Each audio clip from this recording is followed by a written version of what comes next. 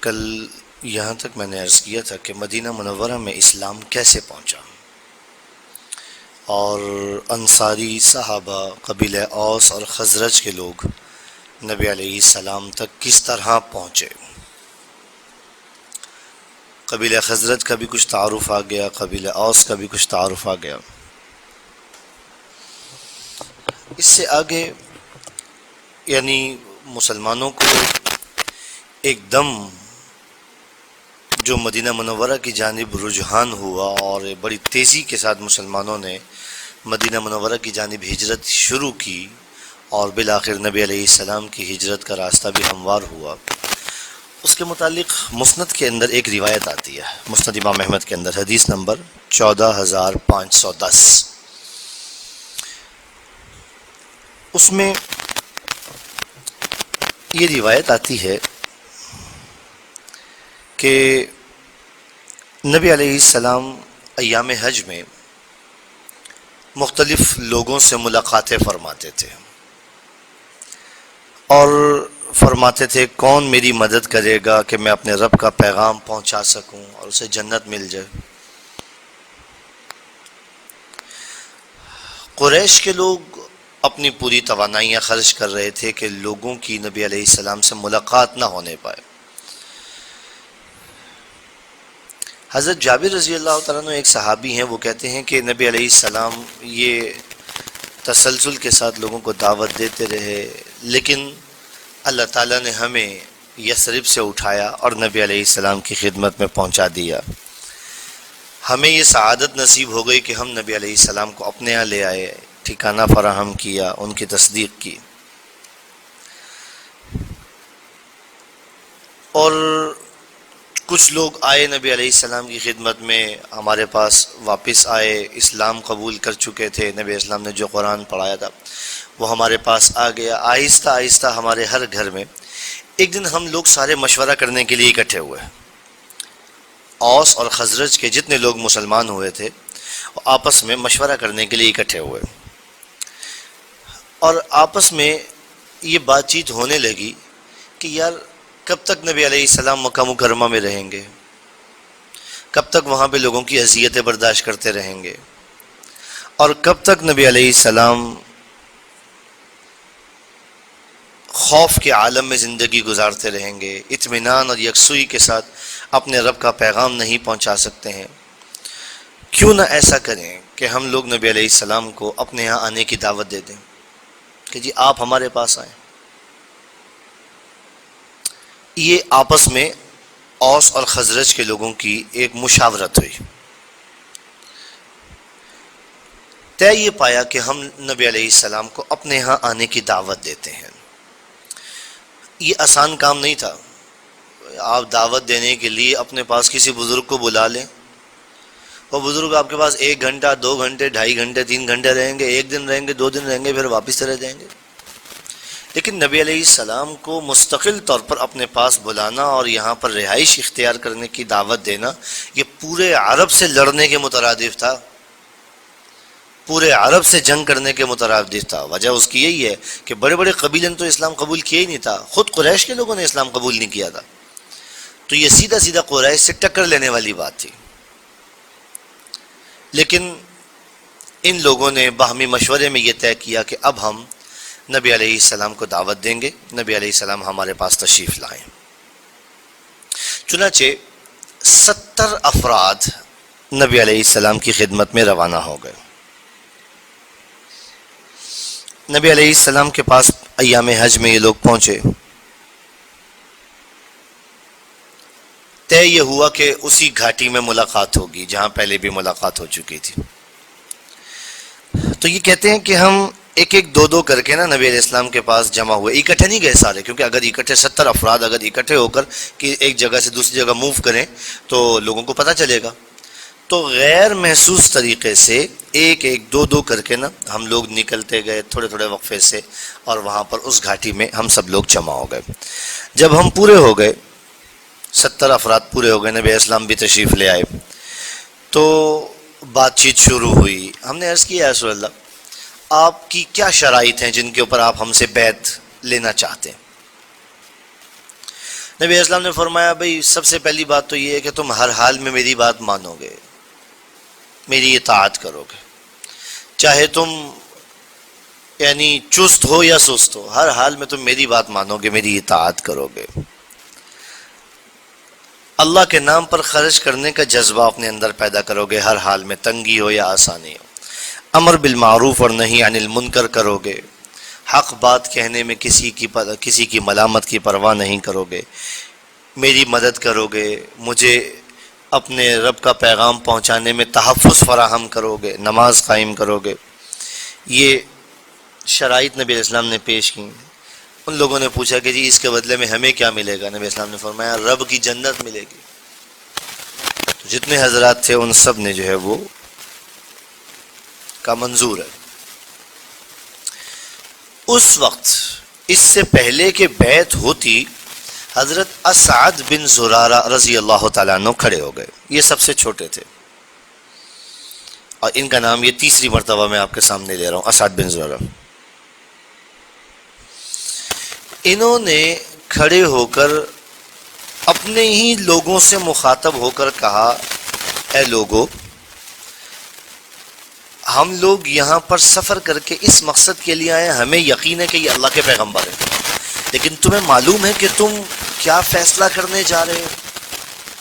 نبی علیہ السلام کو اپنے پاس آنے کی دعوت دینا اور یہاں سے نکال کر لے کر جانا پورے عرب سے لڑائی مول لینے کے، جنگ مول لینے کے مترادف ہے، تمہیں معلوم ہے؟ خوب اچھے طریقے سے سوچ سمجھ کر فیصلہ کر لو، اس لیے کہ اس کا نتیجہ یہ ہوگا اہل عرب تم پر جنگ مسلط کریں گے، تمہارے بہادر افراد مارے جائیں گے۔ جنگ میں یہی ہوتا ہے نا، ادھر کے مارے جائیں، ادھر کے مارے جائیں، تمہاری عورتیں بیوہ ہو سکتی ہیں، تمہارے بچے یتیم ہو سکتے ہیں۔ اس لیے اگر تو تم یہ ساری آزمائشیں اور یہ سارے حالات برداشت کر سکو پھر تو بہت اچھی بات ہے، ضرور نبی اسلام کو اپنے ساتھ لے جاؤ، لیکن اگر تمہیں معمولی سا بھی اندیشہ ہو کہ تم نبی علیہ السلام کے اکرام میں، ان کی حفاظت میں معمولی سی کوتاہی بھی تم سے ہو جائے گی تو یہ قدم اٹھانے سے پہلے سوچ لینا۔ معمولی بات نہیں ہے جو تم اتنا بڑا فیصلہ کرنے جا رہے ہو۔ تو اس کے اوپر سارے کے سارے حضرات جو ہے وہ متفق ہو کر انہوں نے کہا اسد پیچھے ہٹو، ہم نے بڑے سوچ سمجھ کے یہ بیعت کی ہے، ہم کبھی اس بیعت کو ختم نہیں کریں گے۔ چنانچہ اس طرح سے ان حضرات نے جو ہے وہ بیعت کر لی اور نبی علیہ السلام نے ان حضرات سے بیعت لے لی۔ اچھا، اب دلچسپ بات یہ ہے، یہ ایک اور روایت آتی ہے کعب بن مالک رضی اللہ تعالیٰ عنہ سے، حضرت کعب بن مالک رضی اللہ تعالیٰ عنہ سے ایک اور روایت آتی ہے۔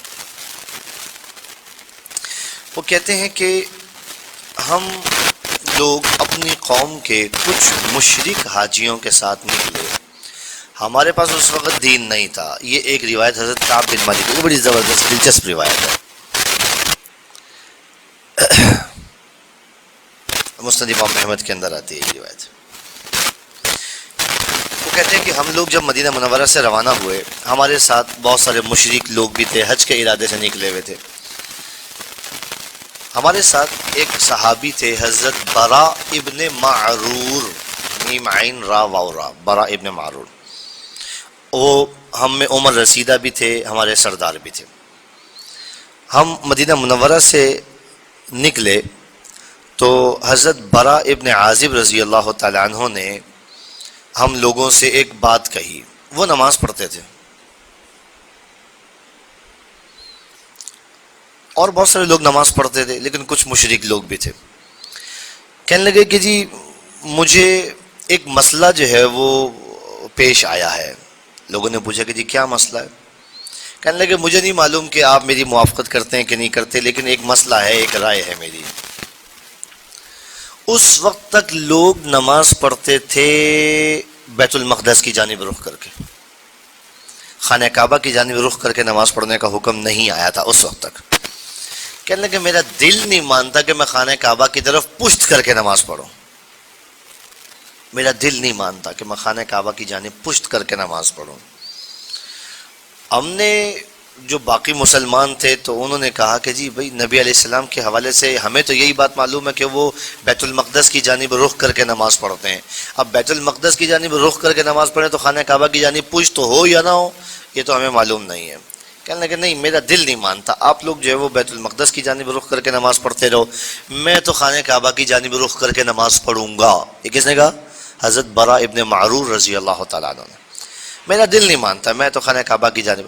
اب صورتحال یہ ہے کہ باقی سارے جو مسلمان ہیں اس قافلے کے اندر وہ خانہ یعنی بیت المقدس کی جانب رخ کر کے نماز پڑھتے تھے، اور حضرت برا ابن معرور خانہ کعبہ کی جانب رخ کر کے نماز پڑھتے تھے۔ سفر ہوتا رہا، مکہ مکرمہ پہنچ گئے۔ مکہ مکرمہ پہنچ کر حضرت برا ابن معرور نے کعب بن مالک سے کہا کہ پہلے تو آؤ نا ذرا یہ معاملہ طے کریں، نبی اسلام کے پاس چلتے ہیں اور جا کر ان سے پوچھتے ہیں کہ جی میں ٹھیک تھا یا لوگ ٹھیک تھے، بیت المقدس کی جانب رخ کر کے نماز پڑھنے والے ٹھیک تھے یا میں خانہ کعبہ کی جانب۔ نبی اسلام کے پاس جو ہے وہ روانہ ہو گئے۔ وہ کہتے ہیں کہ نبی اسلام کو ہم نے اس سے پہلے دیکھا نہیں تھا، وہ مسلمان تو تھے ہم، لیکن نبی اسلام کی زیارت نہیں ہوئی تھی، نبی اسلام مکہ مکرمہ میں تھے، ہم مدینہ منورہ میں تھے، تو اس لیے نبی اسلام کو ہم پہچانتے نہ تھے۔ راستے میں مکہ مکرمہ کے ایک آدمی سے ہماری ملاقات ہوئی، ہم نے اس سے نبی اسلام کے متعلق پوچھا تو اس نے جو ہے وہ ہم سے پوچھا کہ کیا تم دونوں انہیں پہچان لو گے اگر دیکھو گے؟ تو کہا نہیں ہم تو نہیں پہچان سکیں گے کیونکہ ہم نے پہلے دیکھا ہی نہیں۔ تو اس آدمی نے پوچھا عباس کو جانتے ہو؟ عباس حضرت عباس رضی اللہ تعالیٰ نبی اسلام کے چچا۔ کہاں ان کو جانتے ہیں کیونکہ حضرت عباس کا تجارت کے سلسلے میں آمد و رفت کا سلسلہ رہتا تھا، مدینہ منورہ سے ان کا گزر ہوتا رہتا تھا، اس لیے وہ معروف تھے، یہ دونوں حضرات ان کو پہچانتے تھے۔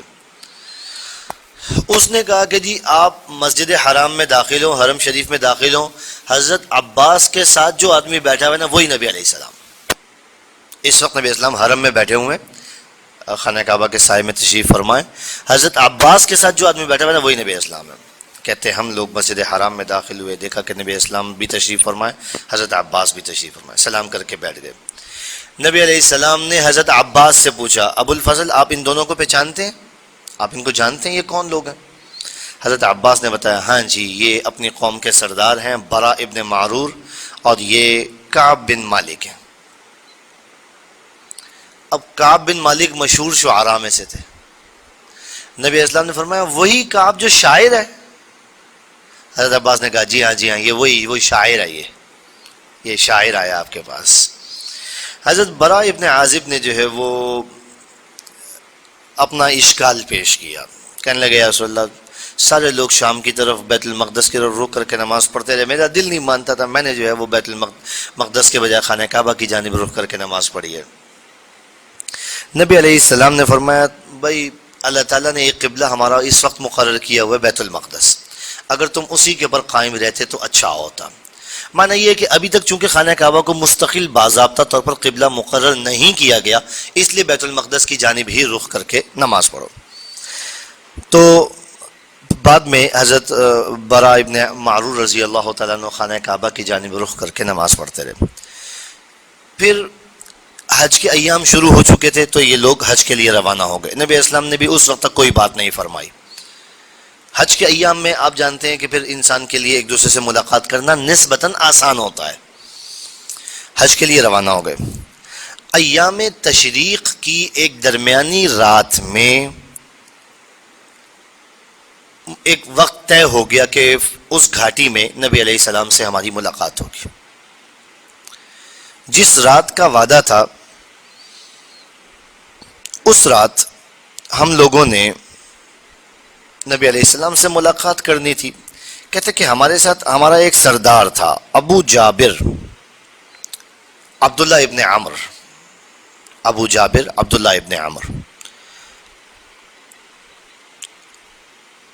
وہ کہتے کہ ہم نے جو ہے وہ ابھی تک مشرکین کو یہ نہیں بتایا تھا کہ ہماری نبی علیہ السلام سے ملاقات ہے یا ہم ان کے دین میں داخل ہو چکے ہیں اور ہم ان کے مذہب کے مطابق، ہم نے جو ہے وہ مشرکین کو نہیں بتایا ہوا تھا کہ ہماری نبی علیہ السلام سے ملاقات ہے اور ہم فیصلہ کرنے جا رہے ہیں۔ یہ حضرت کعب بن مالک کہتے ہیں کہ وہ جو ہمارا سردار تھا نا ابو جابر عبداللہ ابن عمر، عبداللہ ابن عمر.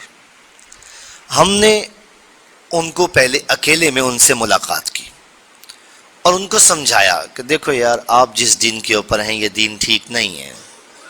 ہم نہیں چاہتے کہ آپ جو ہے وہ اس دین کے اوپر قائم رہنے کی وجہ سے کل کو جہنم کا ایندھن بن جائیں. آپ اسلام قبول کر لیں. ہم نے انہیں اسلام کی دعوت دی، نبی علیہ السلام کے ساتھ اپنی ملاقات کے متعلق بھی اشارہ کر دیا. وہ مسلمانوں کے، عبداللہ ابن عمر مسلمانوں، اور وہ جو ملاقات نبی اسلام کے ساتھ طے تھی عقابہ میں، گھاٹی میں، اس میں وہ بھی شریک ہوئے. اب ہم نے جو طے کیا ہوا تھا، اپنی حکمت عملی ہماری یہ تھی کہ ہم نے کسی کو محسوس بھی نہیں ہونے دینا. رات ہوئی، اپنے معمول کے مطابق ہر آدمی اپنے اپنے خیمے میں جا کے لیٹ گیا. ہر آدمی اپنے معمول کے مطابق اپنے اپنے خیمے میں جا کر لیٹ گیا. جب رات کا ایک تہائی حصہ گزر گیا تو ہم میں سے ہر آدمی اپنے طے شدہ روٹ اور اصول کے مطابق ایک ایک دو دو کر کے نا اپنے اپنے خیموں سے نکلنے لگے، اور وہاں مقررہ جگہ کے اوپر ہم سب لوگ جمع ہو گئے. ہم لوگ کل 70 آدمی تھے اور 2 عورتیں ہمارے ساتھ تھیں. 2 عورتیں ہمارے ساتھ تھیں. ان 2 عورتوں میں سے ایک کا نام تھا نسیبہ بنت کعب. نسیبہ، نون سین یا با گولہ، نسیبہ بنت کعب، اور دوسری تھی اسماء بنت عمر. ہم لوگ وہاں پر جمع ہو کر نبی اسلام کا انتظار کر رہے تھے. تھوڑی دیر کے بعد نبی علیہ السلام بھی حضرت عباس رضی اللہ تعالیٰ عنہ کے ساتھ تشریف لے آئے. حضرت عباس جو ہے وہ اطمینان کے لیے، تسلی کے لیے آئے ہوئے تھے. اس وقت تک انہوں نے اپنے اسلام کا اظہار نہیں کیا تھا. حضرت عباس رضی اللہ تعالیٰ عنہ نے وہاں پر آ کر گفتگو کا آغاز پہل انہوں نے کی. انہوں نے کہا کہ اے گروہ خزرج، محمد صلی اللہ علیہ وسلم کا ہمارے درمیان جو مقام اور مرتبہ ہے وہ آپ لوگ جانتے ہیں. باوجود اس کے کہ انہوں نے ہمارے آبائی دین کی مخالفت کی ہے، لیکن اس کے باوجود ہم ان کی جان کی، ان کی عزت آبرو کی حفاظت کرنا جانتے ہیں. تو اب دیکھ لو، اگر تم لوگ جو ہے وہ لے کر جانا چاہتے ہو ان کو اپنے ساتھ، تو پھر یہ دیکھ لینا کہ تمہیں ان کی حفاظت میں کسی قسم کی کمی کوتاہی جو ہے وہ برداشت نہیں ہوگی. یعنی حضرت عباس رضی اللہ تعالیٰ عنہ نے اپنا منشا ظاہر کر دیا کہ دیکھو ہم یہاں پر ان کی حفاظت کر رہے ہیں، جیسے تیسے بھی کر رہے ہیں. یہاں پر ان کو عزت، یہاں پہ ان کو جان مال کی حفاظت حاصل ہے، اور یہاں پر ان کا ایک مقام اور مرتبہ ہے. ہم لوگوں نے حضرت عباس کی بات سن لی. نبی علیہ السلام سے عرض کیا، یا رسول اللہ آپ خود فرمائیں آپ کیا چاہتے ہیں، آپ کیا چاہتے ہیں، آپ بتائیں، اپنی زبان مبارک سے ارشاد فرمائیں. نبی علیہ السلام نے پہلے قرآن کریم کے کچھ حصے کی تلاوت فرمائی، اللہ کی طرف دعوت دی، اسلام کی حقانیت کے اوپر.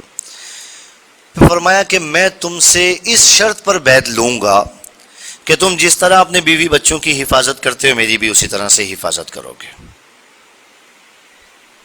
جس طرح تم اپنے بیوی بچوں کی حفاظت کرتے ہو اس طرح سے میری بھی حفاظت کرو گے.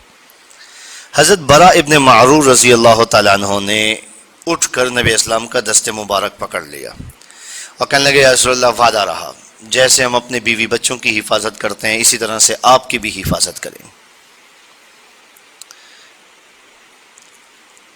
اور ابھی حضرت برا ابن معرور کی بات پوری نہیں ہوئی تھی. ایک صحابی حضرت ابو الہیثم، ان کا نام بھی کل آیا تھا، حضرت ابو الہیثم جو ہے وہ کہنے لگے، یا رسول اللہ ہمارے اور کچھ لوگوں کے درمیان کچھ معاہدے چل رہے ہیں. ہم نے کچھ لوگوں کے ساتھ معاہدے کیے ہوئے ہیں، کچھ قبیلوں کے ساتھ. لازمی بات ہے جب ہم آپ کو اپنے یہاں لے کر جائیں گے تو ان کے ساتھ جو ہمارے معاہدے ہیں وہ ٹوٹ جائیں گے. کہنا یہ چاہتے تھے کہ یا رسول اللہ آپ کی وجہ سے ہماری بہت ساری قوموں کے ساتھ جو معاہدے چل رہے ہیں وہ معاہدے ٹوٹ جائیں گے. تو کہیں ایسا تو نہیں ہوگا کہ ہم آپ کی خاطر ان قوموں کے ساتھ معاہدے توڑیں اور جب اللہ تعالیٰ آپ کے دین کو غلبہ عطا فرما دے اور ہم آپ کی حمایت اور حفاظت میں اپنی جانیں لڑا دیں، آپ کے دین کو غلبہ اور تقدس اور برتری حاصل ہو جائے، کہیں ایسا تو نہیں ہوگا یا رسول اللہ ہمیں چھوڑ کے واپس آ جائیں گے؟ کہیں ایسا تو نہیں ہوگا کہ ہمیں چھوڑ کر واپس آ جائیں گے مکہ مکرمہ؟ نبی علیہ السلام نے تبسم فرمایا اور فرمایا نہیں بھائی ایسا نہیں ہوگا، اب تمہارا خون میرا خون ہے، تمہاری شہادت میری شہادت ہے، تم مجھ سے ہو اور میں تم سے ہوں، جس سے تم لڑو گے میں بھی اس سے لڑوں گا، جس سے تم صلح کرو گے میں بھی اس سے صلح کروں گا۔ حضرات صحابہ اصل میں بات بہت اہمیت والی تھی، موقع بہت اہمیت والا تھا، اس لیے نبی اسلام کی طرف سے اجازت تھی کہ بھئی جس آدمی کے ذہن میں کوئی شبہ ہو تو وہ پیش کر لے۔ صحابہ کرام یہ چاہتے تھے کہ جب یہ نعمت ہمارے پاس آ رہی ہے تو پھر یہ مستقل ہمارے پاس ہی رہے، پھر یہ واپس پلٹ کے ادھر نہ آئے نا، پھر یہ نعمت جو اللہ تعالیٰ ہمیں عطا فرما رہا ہے پھر یہ نعمت واپس تو نہیں چھیننی چاہیے۔ بیعت ہو گئی، معاملات طے ہو گئے، نبی علیہ السلام نے ان میں سے 12 آدمیوں کو منتخب فرمایا، 12 آدمیوں کو منتخب فرمایا کہ 12 افراد میں مقرر کرتا ہوں جو اپنی قوم کے ذمہ دار ہوں گے، یہ مجھے جواب دہ ہوں گے۔ جیسے آپ جو ہے وہ یعنی افسر مقرر کرتے ہیں نا، 10 آدمیوں کی ٹولی کے اوپر ایک افسر مقرر کر دیتے ہیں، یہ سپروائزر ہے، اس نے جو ہے وہ کام کروانا ہے۔ اس طرح 12 افراد کو نقیب مقرر کیا، ان میں سے 9 کا تعلق تھا قبیلہ خزرج سے اور 3 کا تعلق تھا قبیلہ اوس سے۔ اب بیعت شروع ہوئی، سب سے پہلے حضرت براء ابن معرور رضی اللہ تعالیٰ عنہ نے بیعت کی، اس کے بعد یہ کے بعد دیگرے سب لوگوں نے بیعت کی۔ اچھا، اب ادھر جو مشرکین ہیں وہ اپنے اپنے خیموں میں پڑے سو رہے ہیں، انہیں پتہ ہی نہیں ہے کہ کیا ہو رہا ہے، انہیں نہیں اس چیز کی خبر کہ پیچھے کیا ہو رہا ہے، لیکن ان کا باوا، ان کا ابا شیطان وہ تو جاگ رہا تھا نا، شیطان تو نہیں سو رہا تھا نا، شیطان تو جاگ رہا تھا۔ اس نے گھاٹی کے سرے پر کنارے پر کھڑے ہو کر اونچی آواز سے لوگوں کو پکارا، اے لوگو، زور سے اس نے آواز دی، زور سے پکارا کہ بھئی یہ بے دین لوگ اکٹھے ہو رہے ہیں تم سے جنگ کرنے کے لیے، خبر لو۔ معاذ اللہ، شیطان جو ہے وہ اونچی آواز سے وہاں پر پکارا۔ نبی علیہ السلام نے فرمایا کہ یہ اللہ کا دشمن ہے، یہ جنگلی بیل ہے، اور فرمایا نبی علیہ السلام نے کہ بس اپنی سواریاں میرے پاس لے کر آؤ اور بس روانہ ہو جاؤ۔ نبی اسلام نے ایک ایک کر کے روانہ کر دیا، صحابہ کرام کو سب کو روانہ کر دیا۔ اس وقت میں بعض حضرات نے جوش میں آ کر یہ بھی کہا، یا رسول اللہ اگر آپ اجازت دیں ابھی اپنی تلواریں لے کر مینا والوں کے اوپر حملہ کر دیں اور یہاں پر خون کی ندیاں بہا دیں، کسی کو جرت نہیں ہوگی آپ کے خلاف آواز نکالنے کی اور آپ کے متعلق کوئی بات کرنے کی، ابھی جو ہے نا ہم تلوار۔ نبی اسلام نے فرمایا نہیں بھائی، ابھی مجھے اس کا حکم نہیں ملا، آپ لوگ واپس جاؤ۔ اچھا، وہ شیطان نے جو آواز دی، لوگ تو عام طور پہ سو رہے تھے سارے، تو اگر کسی کے کان میں اول تو گئی نہیں ہوگی، اور اگر گئی بھی ہوگی تو لوگوں نے اس کو اپنا وہم سمجھا ہوگا، جیسے خواب میں کسی نے پکارا ہے، کسی نے خواب میں پکارا ہے۔ یہ لوگ جیسے نکلے تھے ایک ایک دو کر کے اسی طرح سے واپس اپنے اپنے خیموں میں گئے اور جا کے سو گئے، واپس اپنے اپنے خیموں میں جا کے سو گئے۔ صبح ہوئی تو قریش کے کچھ سردار ہمارے خیموں میں آئے اور کہنے لگے کہ جی ہمیں معلوم ہوا ہے کہ آپ لوگ جو اتنی بڑی تعداد میں آئے ہو نا، آپ کے آنے کا مقصد یہ ہے کہ ہمارے ساتھی کو نکال کر یہاں سے لے جاؤ۔ اچھا، انہیں نہیں پتا کہ رات کو کچھ ہو چکا ہے، انہیں یہ معلوم نہیں تھا کہ رات کو کچھ ہو چکا ہے، فیصلہ ہو چکا ہے، معاہدہ ہو چکا ہے۔ وہ تو یہ کہنے لگے کہ جی ہم جو ہے نا وہ ہمیں یہ بات معلوم ہوئی ہے کہ آپ لوگ اس ارادے سے آئے ہو، تو لیکن یہ یاد رکھو ہمیں تم سے جنگ کر کے اچھا نہیں لگے گا، دھمکی دے رہے، ہمیں تم سے جنگ کر کے اچھا نہیں لگے گا، بہتر ہے کہ اپنے اس ارادے سے باز آ جاؤ۔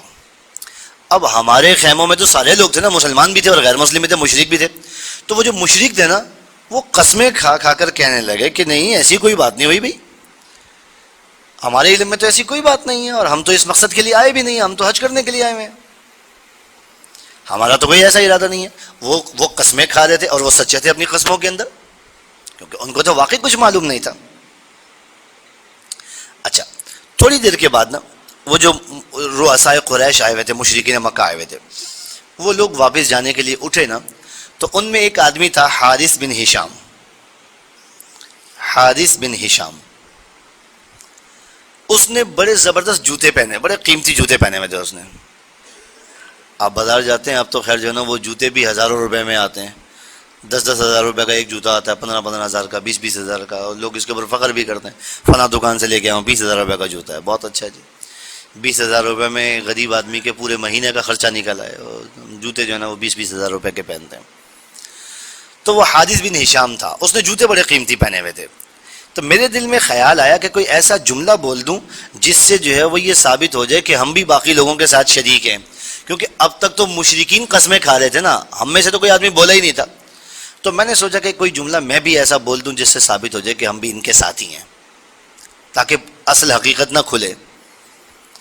تو کہتے کہ میں نے جو ہے نا وہ حارث بن ہشام سے کہا، اچھا حارث بن ہشام نے جوتے پہنے ہوئے، میں نے اپنے سردار سے کہا، ابو جابر سے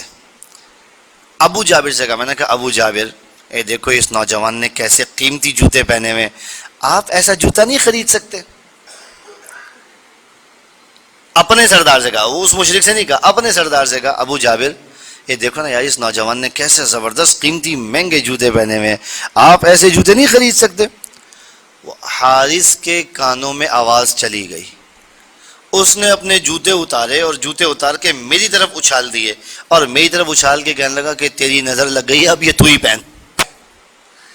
اس نے اپنے جوتے اتار دیے اور جوتے اتار کے میری طرف اچھال دیے، کہنے لگا تو نے نظر لگا دیا، یہ جوتے اب تیرے ہوئے تو پہن لے.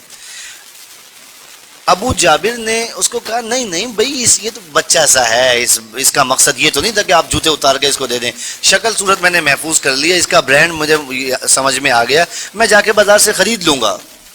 آپ غصہ نہ کریں، وہ بچے کا مقصد جو ہے نا وہ یہ تو نہیں تھا کہ آپ جو ہے وہ اپنے جوتے اتار کے ہی اس کو دے دیں، بچہ ہے نہ سمجھ ہے، میں نے اس کا برانڈ جو ہے نا وہ دیکھ لیا ہے اور اس کی شکل صورت جو ہے نا وہ میں نے محفوظ کر لی ہے، میں جو ہے نا وہ لے لوں گا، بازار سے میں نئے خرید لوں گا. اور مجھے بھی کہا چلو بیٹا چلو شاباش جوتے واپس کرو، چلو جوتے واپس کرو.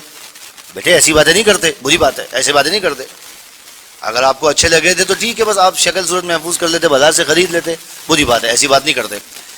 اب میری باری تھی، میں نے کہا جی انہوں نے اپنی مرضی سے دی ہیں، میں نے تھوڑی مانگے، میں نے تو ان کے جوتے کی تعریف کی ہے، میں نے تھوڑی مانگے، انہوں نے اپنی مرضی سے دی ہیں، لہٰذا میں تو نہیں واپس دے رہا، میں تو نہیں واپس. اب مقصد کیا تھا؟ مقصد یہ تھا کہ یہ جو اب تک الگ تھلگ تھے نا، ابھی تک وہ مشرکین قسمیں کھا رہے تھے، نہیں جی ہمیں تو پتہ ہی نہیں ہے، ہمارے تو علم میں نہیں ہے، تو ان لوگوں کا بھی اس معاملے میں شرکت کا معاملہ بن گیا، اور مشرکین کو کسی قسم کا شک شبہ نہیں ہوا، کسی قسم کا شک شبہ نہیں، چاہتے یہی تھے کہ شک شبہ نہ ہو. چنانچہ اب یہ جو بیعت ہو گئی اور اس بیعت میں نبی علیہ السلام نے افراد منتخب کر لیے، یہ لوگ واپس روانہ ہو گئے، 70 کے 70 آدمی. بعد میں قریش کے لوگوں کو بھی خبر مل گئی کہ ایسا معاہدہ ہو گیا ہے، اوس اور خزرج کے لوگوں کا نبی علیہ السلام کے ساتھ معاہدہ ہو گیا ہے، اور طے یہ ہو گیا ہے کہ وہ لوگ نبی علیہ السلام کو اپنے ساتھ یہاں سے نکال کر لے جائیں گے، اور نبی علیہ السلام یہاں سے تشریف لے جائیں گے، یہ طے ہو گیا. اب مشرکین کو جب معلوم ہوا تو ان کو جو ہے وہ فکر ہوئی، انہوں نے کہا لے بھائی اگر یہ ہمارے ہاتھ سے نکل گئے نا تو پھر یہ اپنے پنجے جو ہے نا وہ گاڑ لیں گے مدینہ منورہ میں، یہ پھر اپنے قدم جما لیں گے مدینہ منورہ میں. چنانچہ ان لوگوں نے پہلے سے زیادہ صحابہ کرام کے اوپر ظلم و ستم کا معاملہ شروع کر دیا، پہلے سے زیادہ معاملات شروع کر دیے. اب قرآن کریم نے اس منظر کا ایک تھوڑا سا جو ہے نا وہ اس کی تصویر کشی کی ہے. 9واں پارہ ہے اور سورہ انفال ہے اور آیت نمبر 30 ہے. اس میں نبی علیہ السلام کے واقع ہجرت کی طرف اشارہ ہے. وَإِذْ يَمْكُرُ بِكَ الَّذِينَ كَفَرُوا لِيُثْبِتُوكَ أَوْ يَقْتُلُوكَ أَوْ يُخْرِجُوكَ. اس وقت کو یاد کیجئے جب کافر لوگ آپ کے متعلق تدبیریں کر رہے تھے، سازشیں کر رہے تھے، لِيُثْبِتُوكَ کہ آپ کو قید کر دیں، آپ کو قید کر دیں، او یقتلوکا یا آپ کو شہید کر دیں، او یخرجوکا یا آپ کو یہاں سے نکال دیں. وَيَمْكُرُونَ ایک تدبیر وہ کر رہے تھے، وَيَمْكُرُ اللَّهُ ایک تدبیر اللہ کر رہا تھا، وَاللَّهُ خَيْرُ الْمَاكِرِينَ اور سب سے بہترین تدبیر کرنے والا اللہ ہے۔ یہ آیت کس پس منظر میں نازل ہوئی، ابھی آپ کے سامنے بات واضح ہو جاتی ہے۔ نبی علیہ السلام کو خواب میں ہجرت گاہ دکھا دی گئی، بتا دیا گیا کہ آپ کی ہجرت گاہ آپ کو اختیار ہے، آپ یمامہ چلے جائیں، حجر چلے جائیں یا یثرب چلے جائیں، آپ کو اختیار ہے۔ نبی علیہ السلام کے حوالے سے پہلے سے طے تھا کہ ہجرت مدینہ منورہ کی جانب ہی ہوگی، لیکن ایک اختیار دیا گیا تاکہ نبی علیہ السلام اگر اپنی مرضی سے کوئی کسی علاقے کا انتخاب کرنا چاہیں تو انتخاب کر لیں، لیکن بالآخر طے ہو گیا کہ نبی اسلام مدینہ منورہ ہی ہجرت فرمائیں گے۔ صحابہ کرام کو نبی اسلام نے ہجرت کی اجازت دے دی، جاؤ بھائی۔ اب چونکہ مدینہ منورہ میں اسلام پھیلنا شروع ہو گیا ہے اور کوئی گھر ایسا باقی نہیں بچا جہاں پر اسلام کی شعائیں اور اسلام کی کرنیں نہ پہنچ چکی ہوں، اس لیے آپ ایک ایک دو دو کر کے نکلو یہاں سے، ایک ایک دو دو کر کے یہاں سے نکلو۔ چنانچہ صحابہ کرام خفیہ طریقے سے رات کے اندھیرے میں ایک ایک دو دو کر کے مدینہ منورہ کی جانب ہجرت کرنا شروع ہو گئے۔ سب سے پہلی ہجرت جن صحابی نے کی مدینہ منورہ کی جانب، ان کا نام تھا حضرت ابو سلمہ رضی اللہ تعالیٰ عنہ۔ اب ہوا کیا، دیکھیں انسان جس علاقے میں رہ رہا ہوتا ہے نا تو اس کے حالات سے واقف ہوتا ہے، اور یہ جو سرداران قریش تھے یہ تو لمحے لمحے کی رپورٹ لے رہے تھے۔ انہوں نے دیکھا کئی دن ہو گئے ابو سلمہ نظر نہیں آ رہا، پھر دیکھا فلاں نظر نہیں آ رہا، پھر دیکھا فلاں نظر نہیں آ رہا، بات چھپی تو نہیں رہ سکتی نا۔ اب ان کے کان کھڑے ہو گئے، یار یہ چکر کیا ہے، یہ بندے کہاں جا رہے ہیں، یہ جو ایک ایک دو دو کر کے کبھی آج فلاں نظر نہیں آ رہا، کل فلاں نظر نہیں آ رہا، فلاں نظر نہیں آ رہا، یہ چکر کیا ہے، بندے کہاں جا رہے ہیں؟ کیونکہ یہ تو ٹو میں تھے، تلاش میں تھے کسی طریقے سے جو ہے نا وہ حالات کی خبر ملے، تو یہ چند دن تک تو یہ سلسلہ مخفی رہا، لیکن لازمی بات ہے یہ مخفی رہ نہیں سکتا تھا۔ چنانچہ قریش کے لوگوں نے جو ہے وہ کان کھڑے کیے، نتیجہ یہ ہوا کہ جو ہجرت کر کے جانے والے صحابہ تھے ان کے راستے میں بھی رکاوٹیں کھڑی کرنا شروع کر دیں، ان کے راستے میں بھی رکاوٹیں کھڑی کرنا شروع کر دیں۔ اس لیے صحابہ کرام کی کوشش یہ تھی کہ کسی طریقے سے خفیہ طور پر یہاں سے نکل جائیں، مکے کے لوگوں کو معلوم نہ ہو سکے، پتہ نہ چل سکے ان کو۔ بیشتر صحابہ نے خفیہ طریقے سے ہجرت کرنے کو ترجیح دی۔ حضرت عمر فاروق رضی اللہ تعالیٰ عنہ نے علی الاعلان ہجرت کی، کمر میں تلوار لٹکائی، کمان کندھے کے اوپر رکھی، ترکش پشت کے اوپر لٹکایا، حرم کعبہ میں پہنچے، سرداران قریش موجود تھے، ان کی موجودگی میں خانہ کعبہ کا طواف کیا، طواف کرنے کے بعد مقام ابراہیم پر پہنچ کر دو گانے طواف ادا کیا، اور اس کے بعد سرداران قریش کو مخاطب کر کے فرمایا، جو اپنی ماں کو بے سہارا، اپنی بیوی کو بیوہ اور اپنے بچوں کو یتیم کروانا چاہتا ہے، میں یہاں سے باہر نکل کے فلاں جگہ پہ انتظار کرتا ہوں، آ جائے میرے سامنے، میں جا رہا ہوں مدینے، کسی کی جرأت ہے تو آئے روکے مجھے،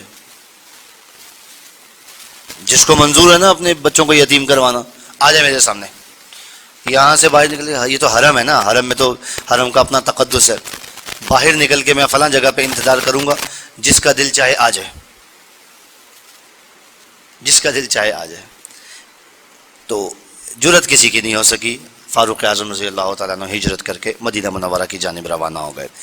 اکثریت صحابہ کرام کی اس طرح سے آہستہ آہستہ آہستہ آہستہ مدینہ منورہ پہنچ گئے۔ اب یہاں مکہ مکرمہ میں نبی علیہ السلام تھے، صدیق اکبر رضی اللہ تعالیٰ عنہ تھے، اور ان کے اہل خانہ تھے، اور کچھ ضعیف کمزور مسلمان جو یعنی ہجرت نہیں کر سکتے تھے، جو بیمار تھے، جو لاغر تھے، جو ہجرت نہیں کر سکتے تھے۔ قریش کے لوگوں نے دیکھا کہ مکہ تو سارا ہی خالی ہو گیا ہے، وہ جن کے اوپر ہم ظلم و ستم کے پہاڑ توڑتے تھے وہ تو سارے کے سارے نکل لیے، تو انہوں نے اپنا ایک اجتماع بلایا، پارلیمنٹ کا مشترکہ سیشن بلا لیا دارالندوہ میں، دارالندوہ ان کا پارلیمنٹ ہاؤس تھا، وہاں پہ بلا لیا، اور یہ طے کیا کہ بھائی اب آؤ بیٹھو کوئی فیصلہ کرو، یہ تو جو ہے نا وہ مسلمان سارے ایک ایک کر کے نکل رہے ہیں، یہ اگر وہاں پہ انہوں نے قدم جما لیے تو ہمارے لیے مشکلات کھڑی کر دیں گے۔ چنانچہ اس اجتماع میں یہ جو غور کیا گیا وہ یہ تھا کہ کہیں ایسا نہ ہو کہ نبی علیہ السلام بھی یہاں سے نکل جائیں، تو اب کیا کرنا چاہیے؟ تو بعض لوگوں نے کہا ٹھیک ہے، وہ جو نکال کے لے کے جانا چاہتے ہیں تو ہم خود ہی نکال دیتے ہیں، وہ جو نکال کے لے کے جانا چاہتے ہیں ہم خود ہی اپنے علاقے سے نکال دیتے ہیں، تاکہ ان کی وجہ سے جن مشکلات کا، پریشانیوں کا ہم شکار ہیں ان سے ہمیں نجات مل جائے۔ وہ سارا خاندان تتر بتر ہوا پڑا ہوا ہے، ٹھیک ہے اچھا ہی ہو گیا وہ مسلمان یہاں سے نکل گئے، یہ بھی جانا چاہتے ہیں نکالو ان کو یہاں سے۔ اب سمجھ میں آیا وہ لفظ او یخرجو کا، یا آپ کو نکال دیں؟ بعض لوگوں کی رائے یہ تھی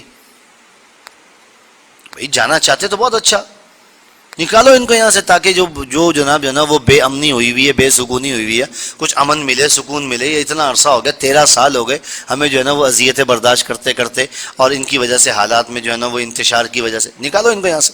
بعض لوگوں نے یہ کہا، تو کچھ لوگوں نے کہا بھائی ذرا ٹھنڈے ٹھنڈے رہ کے ذرا اس رائے کے اوپر غور کرو، یہ رائے ٹھیک نہیں ہے۔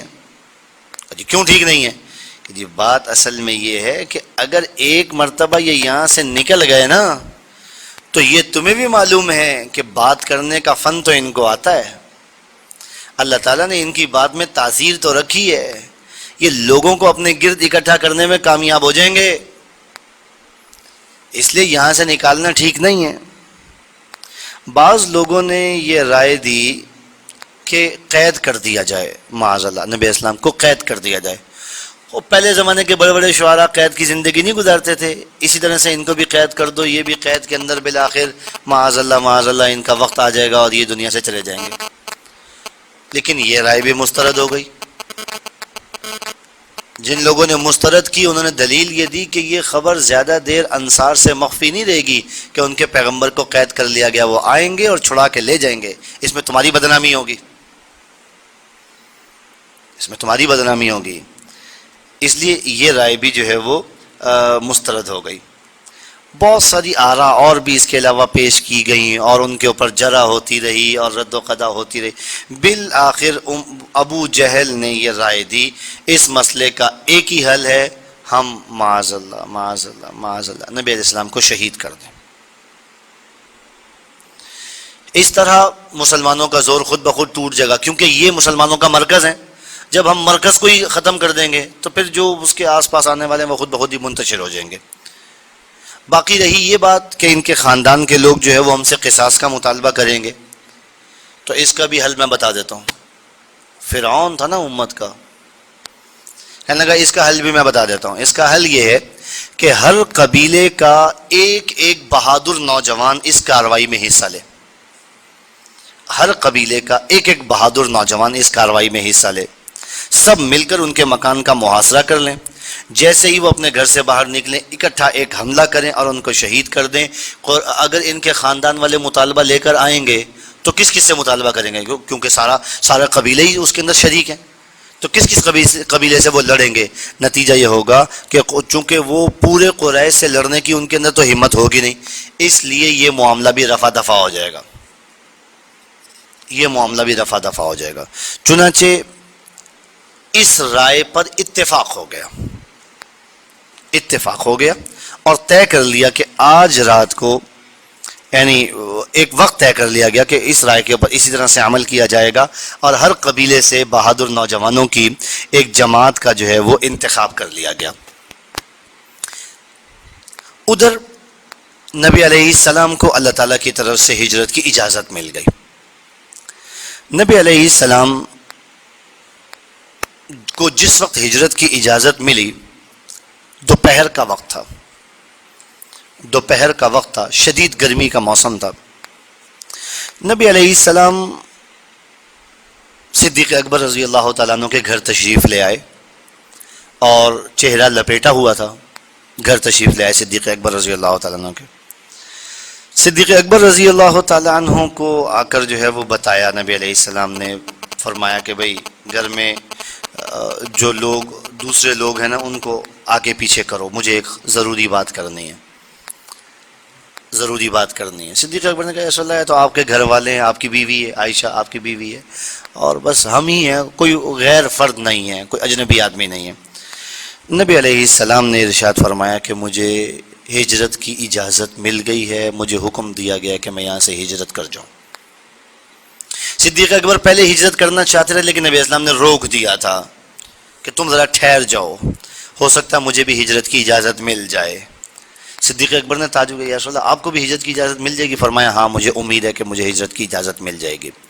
اب جب نبی اسلام نے آ کر صدیق اکبر کو بتایا نا تو صدیق اکبر نے عرض کیا یا رسول اللہ میرے ماں باپ آپ پر قربان ہوں، کیا مجھے آپ کے ساتھ رفاقت کا شرف ملے گا؟ فرمایا ہاں، اللہ نے یہی فرمایا کہ تم میرے ساتھ جاؤ گے۔ یہ انتخاب اللہ کی طرف سے تھا، یہ انتخاب اللہ کی طرف سے تھا، ایسا یہ معمولی انتخاب نہیں تھا۔ یہ صدیق اکبر رضی اللہ تعالیٰ عنہ نے بتایا کہ یا رسول اللہ میں نے پہلے سے 2 اونٹنیاں سفر کے لیے تیار کر کے رکھی ہوئی تھی، جب آپ نے مجھے بتایا تھا نا کہ ہجرت کی اجازت مل سکتی ہے مجھے، تو میں نے 2 اونٹنیاں جو ہے نا وہ پہلے سے اس مقصد کے لیے تیار کر کے رکھی ہوئی تھی، ایک آپ کی نظر کرتا ہوں آپ قبول فرمائیں۔ فرمایا ٹھیک ہے لیکن قیمت میں دوں گا، قیمت ادا کروں گا۔ صدیق اکبر رضی اللہ تعالیٰ عنہ کے ساتھ نبی اسلام نے وقت طے فرما لیا، سارے معاملات طے ہو گئے، کب نکلیں گے، کتنے بجے نکلیں گے، یہاں سے کہاں جائیں گے، سارے معاملات جو ہے وہ نبی اسلام نے صدیق اکبر کے ساتھ طے کیے۔ نبی اسلام اپنے گھر تشریف لے گئے۔ حضرت صدیق عائشہ رضی اللہ تعالیٰ عنہ اور حضرت اسما رضی اللہ تعالیٰ عنہ دونوں بہنیں تھیں، انہوں نے مل کر سامان سفر تیار کیا، کھانے پینے کی کچھ چیزیں تیار کی۔ وہ پوٹلی باندھنے کے لیے کوئی کپڑا نہیں مل رہا تھا تو انہوں نے جو ہے وہ اپنے کمر بند کو جو ہے نا وہ اتارا اور جو ہے اس کے ٹکڑے کر کے اس کی دھجیاں بنائیں اور وہ جو ہے نا وہ اس سے پوٹلی کا منہ باندھ دیا۔ اس وجہ سے ان کا نام پڑ گیا ذات النطاق، اسما ذات النطاق۔ نبی علیہ السلام نے جس رات ہجرت فرمانے کا ارادہ کیا تھا یہ وہی رات تھی جس رات کو قریش کے لوگوں نے نبی علیہ السلام کے مکان کا محاصرہ کرنا تھا اور اپنے طے شدہ منصوبے کے اوپر عمل کرنا تھا۔ نبی علیہ السلام نے حق تعالیٰ کے حکم کے مطابق حضرت علی رضی اللہ تعالیٰ عنہ کو اپنے بستر پر لٹایا، وہاں سے گھر سے باہر نکلے، سورہ یاسین کی تلاوت فرما رہے تھے۔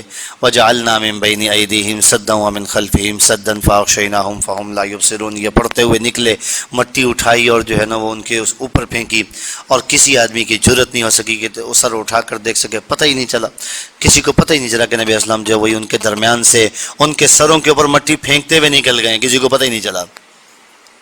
سارے نوجوان بہادر طاقتور لوگ موجود ہیں لیکن کسی کو پتہ ہی نہیں چلا، نبی اسلام ان کے درمیان سے ہوتے ہوئے قرآن کریم کی تلاوت کرتے ہوئے نکل گئے۔ اس لیے اگر کسی آدمی کو اپنے کسی دشمن سے خطرہ ہو، دشمن سے اندیشہ ہو اور وہ دشمن سے اپنے آپ کو مخفی رکھنا چاہتا ہو تو گھر سے نکلنے سے پہلے وَجَعَلْنَا مِن بَيْنِ أَيْدِيهِمْ سَدًّا وَمِن خَلْفِهِمْ سَدًّا فَأَغْشَيْنَاهُمْ فَهُمْ لَا يُبْصِرُونَ، سورہ یاسین کی آیت ہے، یہ پڑھ لیا کریں۔ اور ویسے بھی حفاظت کے نقطہ نظر سے اپنے گھروں سے نکلنے سے پہلے یہ آیت پڑھ لیا کریں تاکہ دشمن کی نگاہوں سے بچ جائیں۔ آپ کو نہیں معلوم کہ آپ کا کون دشمن ہے۔ نبی اسلام نکل گئے، صدیق اکبر رضی اللہ تعالیٰ عنہ کے پاس پہنچے، وہ پہلے سے تیار موجود تھے، وہاں سے نکلے اور نکل کر نبی علیہ السلام غار ثور میں تشریف لے گئے۔ غار ثور آپ حضرات نے دیکھا ہوگا، بیشتر دیکھا ہوگا، نبی اسلام وہاں پر چلے گئے، 3 دن 3 راتیں نبی علیہ السلام وہاں پر یعنی روپوش رہے۔ تو معاملہ اس طرح سے تھا کہ رات کو ان کے پاس عبداللہ چلے جاتے تھے، عبداللہ صدیق عائشہ کے بھائی تھے، صدیق اکبر کے صاحبزادے، رات کو وہ ان کے پاس چلے جاتے تھے اور جب رات کا پہر آخری ہوتا تھا تو یہ وہاں سے نکل کر مکہ مکرمہ چلے جاتے تھے، صبح کے وقت قریش کے پاس ہوتے تھے، ساری رات جو ہے وہ یعنی جو ہے نا وہ لوگ یہ سمجھتے تھے کہ یہ رات مکہ مکرمہ میں ہی تھے، لیکن یہ بڑے ہوشیاری کے ساتھ، بڑے یعنی دانش مندی کے ساتھ انہوں نے یہ 3 دن گزارے۔ دن بھر جو قریش کے لوگ آپس میں باتیں کرتے تھے، جو مشورے ہوتے تھے، وہ جا کر رات کو نبی اسلام کو آگاہ کرتے تھے، نبی علیہ السلام اس کی مناسبت سے حکمت عملی تیار فرماتے تھے اور یہ رات کو نبی اسلام کے پاس ہوتے تھے، دن کو مکہ مکرمہ میں ہوتے تھے۔ صدیق اکبر رضی اللہ تعالیٰ عنہ کا ایک غلام تھا عامر بن فہیرہ، وہ ان کی بکریاں چرایا کرتا تھا۔ جب عشاء کی نماز کے بعد اندھیرا خاصا پھیل جاتا تو وہ بکریاں لے کر اس غار میں آ جاتا اور وہاں پر ان حضرات کو جو ہے وہ بکری کا دودھ دو کر پیش کرتا تھا۔ یہ دونوں حضرات جو ہے وہ بکری کا دودھ نوش فرما لیا کرتے تھے، اور عامر بن فہیرہ رات کے پچھلے پہر میں بکریوں کو جو جمع کر کے تو پھر صبح کے وقت میں چرواہوں کے ساتھ شامل ہو کر اپنی بکریاں چرانے کے لیے نکل جاتا تھا۔ یہ بھی کسی کو نہیں پتہ چلتا تھا کہ عامر بن فہیرہ رات کو کہاں پر تھا۔ تو دو لوگ جو ہے وہ نبی اسلام کی خدمت کر رہے تھے صدیق اکبر رضی اللہ تعالیٰ عنہ کی، ایک ان کے صاحبزادے عبداللہ اور ایک ان کا غلام عامر بن فہیرہ۔ تیسرے نمبر کے اوپر ایک اور آدمی تھا، اس کا نام تھا عبداللہ بن اریقط۔ اس کا کام یہ تھا کہ یہ نبی علیہ السلام کو ایک غیر معروف راستے سے لے کر مدینہ منورہ کی جانب جائے گا، سفر میں یہ راہبر کا کام سر انجام دے گا۔ صدیق اکبر رضی اللہ تعالیٰ عنہ نے اس کو یعنی اجرت کے اوپر رکھا ہوا تھا، مسلمان تو نہیں تھا لیکن اجرت کے اوپر اس کو رکھا ہوا تھا۔ اس کے ساتھ اجرت طے کی ہوئی تھی کہ آپ نے جو ہے نا وہ ہمیں مدینہ منورہ پہنچانا ہے۔ ایسے ہی جیسے آپ کو ٹیکسی کروا لیں کوئی جو ہے نا وہ اچھا، اس کے حوالے تھی وہ دونوں اونٹنیاں صدیق اکبر رضی اللہ تعالیٰ عنہ نے اس کے حوالے کی ہوئی تھی، اور اسے بتا دیا تھا کہ تم نے فلاں دن فلاں وقت صبح کے وقت میں چوتھے دن تم نے یہ اونٹنیاں لے کر غار ثور پر آ جانا ہے اور ہمارے ساتھ تم نے چلنا ہے مدینہ منورہ۔ وہ جناب صبح کے وقت میں مقررہ وقت پر اونٹنیاں لے کر آ گیا، اور چونکہ وہ راہبر تھا اس کو راستہ معلوم تھا، اس لیے اس نے ساحل کا راستہ اختیار کیا، عام راستہ اس نے چھوڑ دیا، ساحل کے راستے سے وہ چلا۔ عامر بن فہیرہ بھی ساتھ تھے۔ اچھا، قریش کے لوگوں کو جب معلوم ہوا کہ نبی اسلام ان کے درمیان سے نکل گئے ہیں تو ان لوگوں نے چپے چپے پر اپنے بندے بھیجے، لوگوں کو دوڑایا، جاؤ جا کر محمد صلی اللہ علیہ وسلم کو تلاش کر کے لے کے آؤ۔ جو بندہ تلاش کر کے لے کے آئے گا اس کو کیا انعام مقرر کیا؟ 100 اونٹ دیں گے، سرخ اونٹ۔ یہ اچھا، عرب میں نے شاید پہلے بھی آپ سے ذکر کیا، بہت سارے لوگ ایسے ہوتے تھے جو پاؤں کے نشانات دے کر پہچان لیتے تھے کہ یہ کس کے قدموں کے نشان ہیں۔ قیافہ شناس بھی ہوتے تھے اور قدم شناس بھی ہوتے تھے، بڑے بڑے ماہر لوگ ہوتے تھے عرب کے اندر۔ قریش کے لوگوں نے اعلان کر دیا کہ جی جو محمد صلی اللہ علیہ وسلم کو زندہ یا یعنی شہید شدہ حالت میں ہمارے پاس لے کر آئے گا، ہم اس کو اتنا اتنا انعام دیں گے اور یہ کریں گے اور وہ کریں۔ بہت سارے لوگ گئے، دائیں بائیں گئے معلومات لینے کے لیے، خبر لینے کے لیے۔ بہت سارے لوگ غار کے کنارے کے اوپر بھی پہنچ گئے، ذرا سر اٹھا کر دیکھتے تو دیکھ سکتے تھے، لیکن نبی علیہ السلام کی اور صدیق اکبر رضی اللہ تعالیٰ عنہ کی اللہ تعالیٰ نے جو ہے وہ حفاظت فرمائی، اور یہ جو ہے وہ یعنی محفوظ رہے، اللہ تعالیٰ نے حفاظت فرمائی۔ سراقہ بن مالک کا واقعہ بھی یہاں پر مشہور ہے۔ سراقہ بن مالک اپنی قوم کے ساتھ بیٹھا ہوا تھا، لوگوں کے ساتھ بیٹھا ہوا تھا، تو کچھ لوگوں نے آ کر اس کو بتایا کہ بھئی سراقہ، ہم نے ساحل کے راستے سے کچھ لوگوں کو دیکھا ہے کہ وہ سفر کرتے ہوئے آگے کی طرف جا رہے ہیں، مدینے کی طرف جا رہے ہیں۔ ایسا معلوم ہوتا ہے کہ وہ محمد صلی اللہ علیہ وسلم اور ان کے ساتھی ہیں۔ سراقہ نے انعام کون چھوڑتا ہے؟ سراقہ نے جو ہے نا وہ بات بنائی، کہنے لگا نہیں نہیں نہیں نہیں نہیں، یہ کچھ اور لوگ ہیں، وہ بھی میرے پاس سے ہو کے گئے ہیں، وہ محمد صلی اللہ علیہ وسلم نہیں ہے، ان کے ساتھی نہیں ہیں۔ مقصد یہ تھا کہ اگر ان لوگوں کو پتہ چل گیا تو کہیں یہ لوگ آگے جا کر جو ہے نا وہ ان کو نہ پکڑ لیں، تو جو انعام مجھے ملنا ہے وہ انعام ان کو مل جائے۔ تو سراقہ نے کہا نہیں نہیں نہیں نہیں نہیں، وہاں سے نکلا، اپنی نوکرانی سے کہا کہ میری اونٹنی فلاں جگہ پہ پہنچا دے۔ وہ اس نے اونٹنی فلاں جگہ پر پہنچا دی۔ اس اونٹنی سے اس نے جناب جو ہے نا وہ یعنی اس کے کان میں جیسے کوئی آدمی جو ہے نا وہ کسی سے بات کرتا نا، تو اس نے کہا تو آج کی رات انعام کی رات ہے، آج تو مجھے رسوا نہ کروائیں۔ سراقہ جو ہے وہ روانہ ہو گیا۔ وہاں پر جو یعنی قریب وہ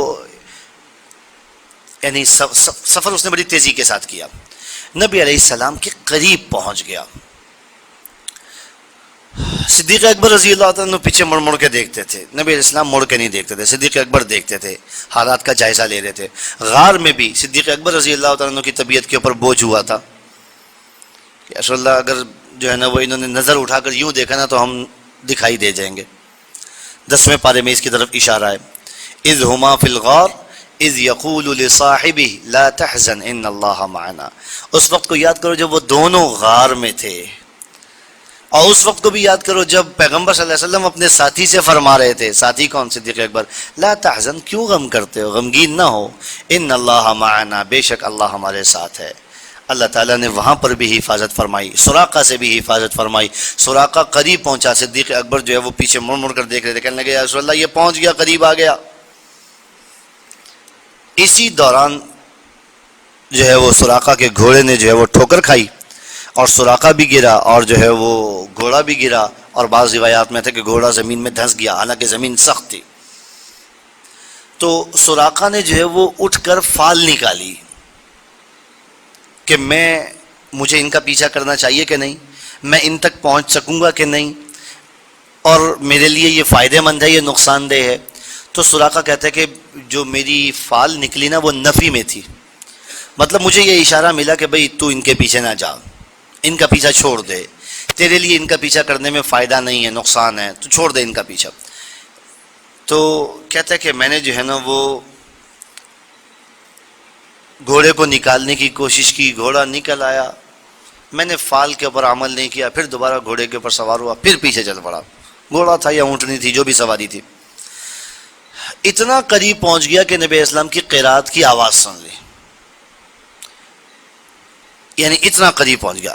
جب اتنا قریب پہنچا پھر جو ہے وہ میرے گھوڑے کے پاؤں جو ہے وہ زمین میں دھنس گئے، گھٹنوں تک دھنس گئے، اور میں بھی گر پڑا۔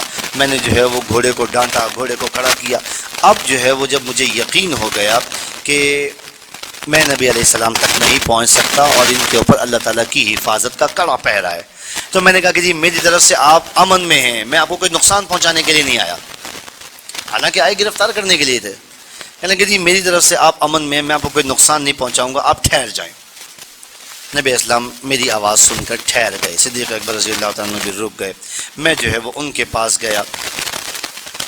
جب میں نے نبی اسلام کی خدمت میں حاضری دی نا تو مجھے یقین ہو گیا، اس وقت مجھے یقین ہو گیا کہ نبی اسلام کا دین دنیا کے سارے ادیان پر غالب آ جائے گا۔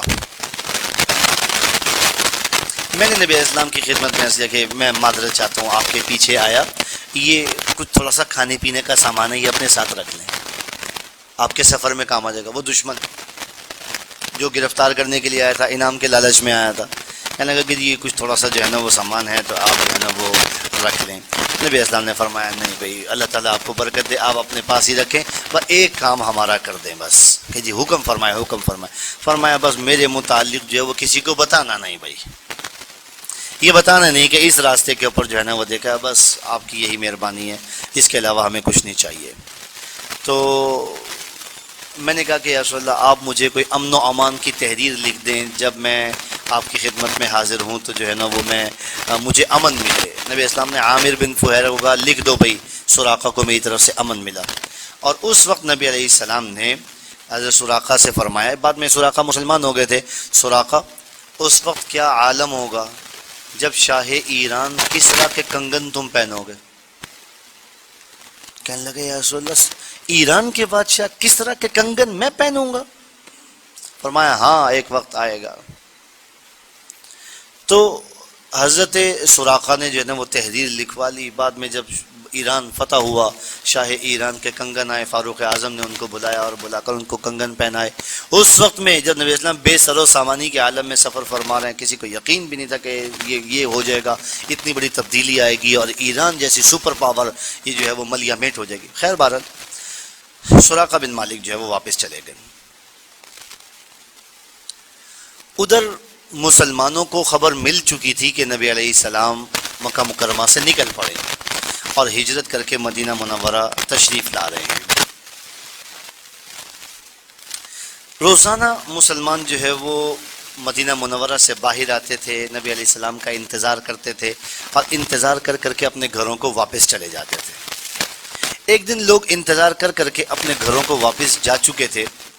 ایک یہودی مدینہ منورہ کی کسی پہاڑی کے اوپر اپنے کسی کام کے سلسلے میں چڑھا ہوا تھا. اس نے جو ہے وہ دور سے دیکھا کہ کچھ لوگ آ رہے ہیں اور انہوں نے سفید کپڑے پہنے ہوئے ہیں. وہ دور سے دیکھتے کے ساتھ ہی پہچان گیا کہ نبی علیہ السلام تشریف لا رہے ہیں. وہ یہودی جو ہے حالانکہ یہودی تھا لیکن اس سے اپنے اوپر ضبط نہیں ہو سکا اور اس نے بے اختیار زور زور سے آواز دی, اے گروہ عرب, اے گروہ عرب, مبارک مبارک مبارک, نبی علیہ السلام تشریف لے آئے, تم جن کا انتظار کر رہے تھے وہ تشریف لے آئے. مسلمان اٹھے, اپنے ہتھیار لیے اور اپنے ہتھیار سجائے اور نبی علیہ السلام کی خدمت میں حاضر ہو گئے. یہ ربیع الاول کا مہینہ تھا, پیر کا دن تھا. ربیع الاول کا مہینہ تھا اور پیر کا دن تھا. نبی علیہ السلام نے بنو عمر کے محلے میں 10 دن تقریباً 10 دن قیام فرمایا. تقریباً 10 دن بنو عمر کے محلے میں قیام فرمایا. وہاں ایک مسجد کی بنیاد ڈالی. وہ جو بنو عمر کا محلہ تھا وہ بنو عمر تو غیر معروف ہو گیا, اب اس جگہ کا نام ہے مسجد قباء. اس علاقے کا نام ہے قباء اور اس مسجد کا نام ہے مسجد قباء. اور جس کے متعلق اللہ نے فرمایا لَمَسْجِدٌ أُسِّسَ عَلَى التَّقْوَى مِنْ أَوَّلِ يَوْمٍ, یہ وہ مسجد ہے جس کی بنیاد پہلے دن ہی تقوی کے اوپر رکھی گئی. اور نبی اسلام قباء تشریف لے جایا کرتے تھے, ہفتے میں ایک آدھ مرتبہ ضرور تشریف لے جایا کرتے تھے. عام طور پر ہفتے والے دن تشریف لے جاتے تھے اور وہاں جا کر 2 نفل ضرور پڑھا کرتے تھے نبی اسلام قباء میں. تو تقریباً 10 12 15 دن نبی اسلام نے وہاں پر قیام کیا, مسجد قباء کی بنیاد رکھی اور اس کے بعد نبی اسلام وہاں سے روانہ ہو گئے. اور نبی علیہ السلام جب روانہ ہوئے تو ہر خاندان کی, ہر قبیلے کی یہ خواہش تھی کہ نبی علیہ السلام جو ہے وہ یہاں پر قیام فرمائیں, یہاں پر ہمارے پاس جو ہے وہ قیام فرمائیں. لیکن نبی علیہ السلام جو ہے وہ فرمانے لگے کہ یہ اونٹنی اللہ تعالیٰ کے حکم کے تابع ہے, آپ اس اونٹنی کو چھوڑ دو, جہاں اللہ تعالیٰ کو منظور ہوگا یہ وہاں پر جا کر قیام کرے گی. وہ اونٹنی جو ہے وہ حضرت ابو ایوب انصاری کے مکان کے اوپر جا کر قیام پذیر ہو گئی. نبی اسلام نے وہاں پر قیام فرمایا. حضرت ابو ایوب انصاری کا مکان کیا تھا اس کے متعلق کل تفصیل میں آپ کے سامنے ذکر کر چکا ہوں. پھر نبی علیہ السلام نے یعنی مسجد نبوی کی بنیاد رکھی. مسجد نبوی کیا تھی تھوڑی ہی تفصیل میں آگے آپ کو بتاتا ہوں. یہ ہجرت کا نبی اسلام کا مختصر حال ہے, مختصر حال.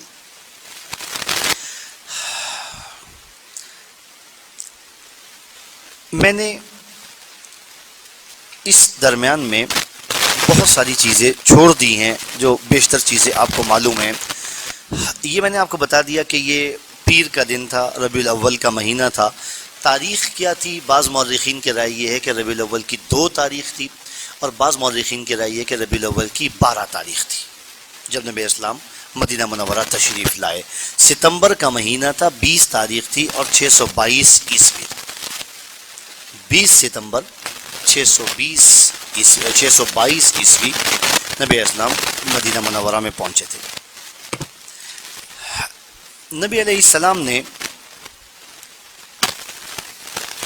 جب یہاں پر قیام فرمایا تو جو پہلا جمعہ آیا اس وقت وہ جمعہ نبی اسلام نے بنو سالم ابن عوف کے ہاں جو ہے وہ جمعہ پڑھایا تھا. بنو سالم ابن عوف کے ہاں نبی اسلام نے پہلا جمعہ پڑھایا تھا مدینہ منورہ میں. اس جمعے کا خطبہ کتابوں میں موجود ہے, محفوظ ہے, میں نے بھی اپنی کتاب میں درج کیا. وہ نبی اسلام کا خطبہ بڑا مختصر ہے. ہمارے یہاں تو لمبی تقریریں ہوتی ہیں, 2 گھنٹے کی, 2.5 گھنٹے کی تقریریں ہوتی ہیں, 2 گھنٹوں کی تقریریں ہوتی ہیں, بولتے ہی چلے جا رہے ہیں, بولتے ہی چلے جا رہے ہیں, بولتے ہی چلے جا رہے ہیں. نبی اسلام کا خطبہ 5 سے 7 منٹ کا خطبہ, 5 سے 7 منٹ. اور خطبے کے الفاظ ایسے جاندار. نبی علیہ السلام نے ارشاد فرمایا اما بعد یا ایھا الناس قدموا لانفسکم, اے لوگو اپنے لیے کچھ آگے بھیجو, کچھ نیکیاں آگے بھیجو, کچھ اعمال آگے بھیجو. تعلمن واللہ لیصعقن احدکم, یاد رکھو بخدا تم پر ایک دن آئے گا جس میں تم پر بے ہوشی طاری ہوگی, سب بے ہوش ہو جائے. ایک دن آنے والا ہے قیامت کا دن. پھر ثم لیدعن غنمہ لیس لہا راع, پھر وہ اپنی بکریوں کو اس حال میں چھوڑ